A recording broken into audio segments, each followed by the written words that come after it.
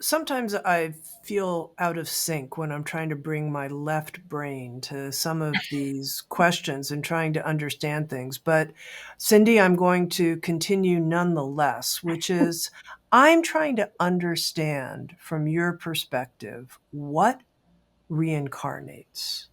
What is it? Like, is it patterning from previous lives? What is it? Like when you say there's this cauldron, what's entering the cauldron preconception? And then also, when you say preconception, how long before conception takes place is this chakra in formation? Like, maybe you can help me here. Well, I'm not sure I'll help. I might complicate things more. We have a spirit, which I think of it as more our immortal essence, that's always connected into the oneness. There's a lot of interesting new science suggesting the universe really is a divine intelligence based on love. It stores data across what we call time and space, interestingly, in geometric forms. And so our spirit is interconnected and knows that. But that's not a very easy way to have experience, just to be all fluffy all the time. So the soul is like a little part of our spirit. It can have experiences, and with experiences come misperceptions as well as teachings about love or relationship and who we are and how to be creative. And so, at the simplest level, I believe that what is reincarnating is the soul. But the soul has many facets. So you could even see the soul as sort of fountaining into a lot of different places and spaces, sort of simultaneously, and going over there, we're here, and over here, we're there. So we learn whatever it is we're wisdom gathering about, which ultimately is going to be some kind of teaching about love and interconnectivity. And I know that sounds lame, but it's very solid, I think, in our feeling base too. So at least some part of the soul is incarnating an experience. And we, like our linear minds, like to think that just before Cyndi Dale's lifetime, before she's going to be born, maybe a minute before or a year before, or as soon as her parents meet, or as soon as the IVF is started, or whatever it might be, that part of my soul that's going to come in is on it. But we don't exclusively map lifetime to lifetime. That's what can go sticky and get chaotic. I've had experiences with clients where there's like this terrain that shifts. Like somebody might plan, oh, I'm going to be that ancestor who's not really supposed to die. And then I'm also going to come and be Cyndi to these parents. But it's like something screws up and that can impact another incarnation. I think we might plan several lifetimes all at the same time, but we think in such linear ways. Now, this stuff came out in the 70s and the 80s.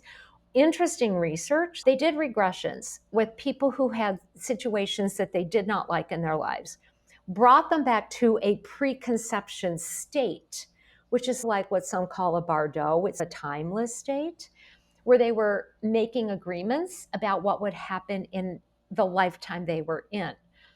And many times when somebody understood, oh, I was going to have this event because I can learn this from it, they kept the situation. They didn't want it changed. When certain of those people didn't want to learn the lesson the hard way, their problems disappeared. And so there's this dynamic about wisdom gathering that I think is what we're really exploring. And so we may map several lifetimes out, but then I do believe things can go awry. I don't think this is a perfect place. I think it's very chaotic. So then we move more decisions around to try to adapt. When you work with a client, Cyndi, do you have a sense I'm encountering their past life now? I'm encountering a future life now. Yes. I'm encountering a parallel life now. How do you experience each of those differently? So I am a very strong linear thinker. I love systems and structures. So even though I understand everything's kind of like a big mess in the same Kleenex box, in the same playpen, I get that. They look different. I mean, literally, my brain will interpret a past life with them wearing clothing of a different time period. Or just to go way back, it could be a different world or a different planet. And I get that sense of the colors or how the beings are interacting. A parallel reality, I can tell. I work mainly on the phone with my clients, but I have a sense of their current self. I can sense it empathically.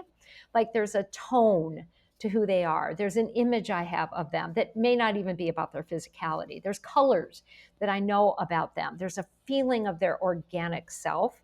And a parallel reality will often be it's them, but they look different, maybe a different situation that they're involved in altogether. And the future always has this sort of wispiness in it.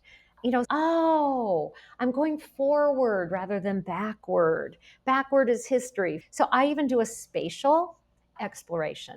And it's very interesting. I work with clients who don't even believe in this stuff. Like oftentimes their spouse sends them. You got to have a session. You got to do this. Years ago, I worked with a man. He was a plumber. He goes, I can't seem to make money and I have nightmares every night. My wife is forcing me to call you. And I go, okay.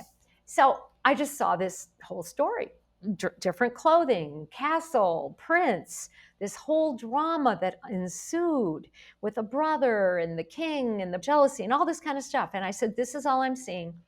I think it's a past life. And you can relate to it as a story to see if it means anything in your life. And he said, how did you know that story? I go, I see it. And he goes, I've had that dream my entire life.